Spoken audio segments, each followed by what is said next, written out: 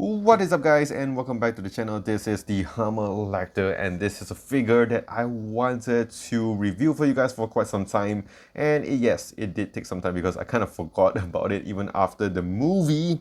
And yes, I know this has released quite some time ago, and finally we are here. So without much of talking, what today we're going to do in today's video is to unbox this, to check out the figure, accessories, go through the articulation, and of course just to give you my thoughts and my opinion after doing some comparisons. So I'm just super stoked about this. So yes, without further ado, let's just get right into it. Okay, so we're gonna start off here with the packaging, and what I can say is that yes, it looks really nice. I do like this kind of window packaging that they used to have. I think this is one of the last few series that actually did this kind of packaging where you get to actually see the figure. So if there's any defect or whatsoever, you can already know before you open it.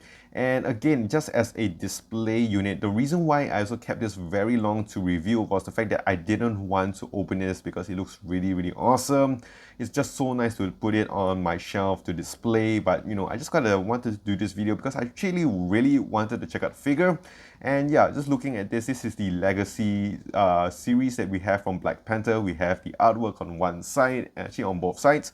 And going on to the description here, it just say, M'Baku, the formidable leader of the Jabari tribe, is faced with the choice of a challenging T'Challa for the throne or joining forces to defend Wakanda from malevolent forces. And of course, we on the top here we have the logo. So yes, without further ado, let us just unbox this bad boy up. Okay, so here we have the figure looking really nice, I gotta say. And one of the reasons why I was just so excited to get this figure was the fact that I couldn't get the buff. Getting all the individual figures was quite expensive, and I managed to buy this off from One Toy here in Malaysia in Angkor Mall. So in case if you guys are wondering, if you're from Malaysia, you can just get it from there.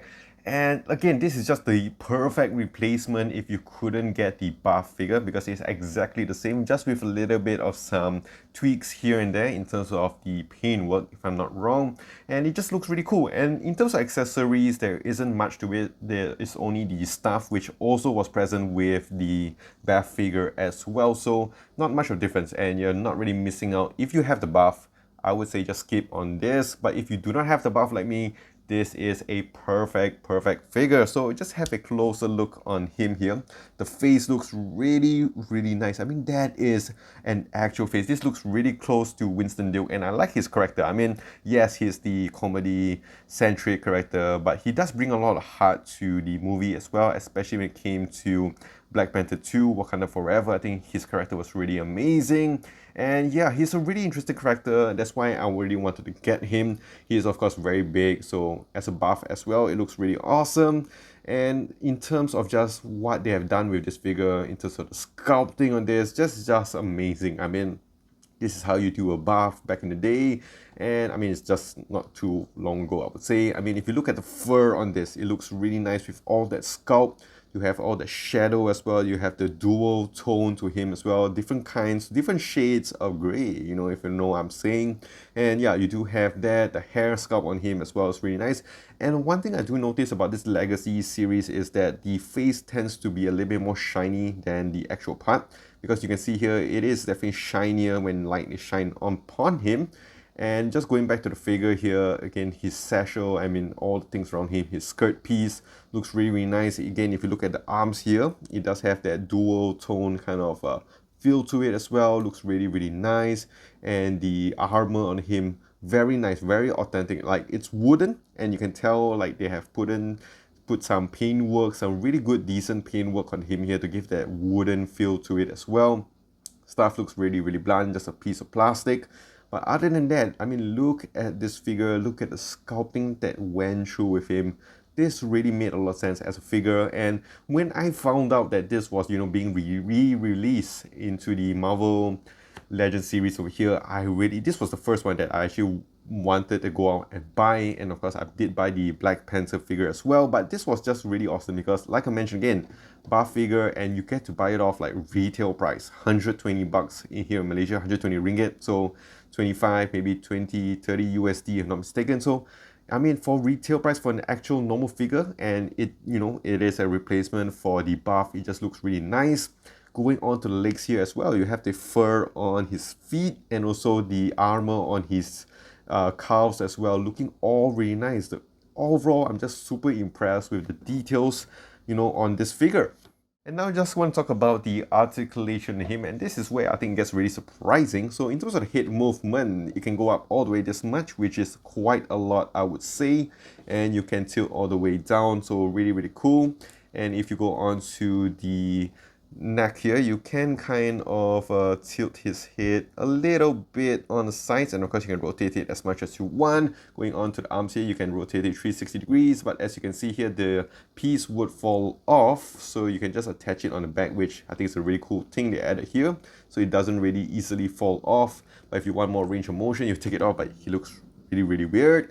And you do have your bicep swivel, you do have your double jointed elbows as well, but it's of course hindered by the armor on him. I did wish that it was pinless, but beggars can't be choosers. Let me try to give a little bit more range on him. It is quite gummy, I would say, so you can get a little bit more of range here.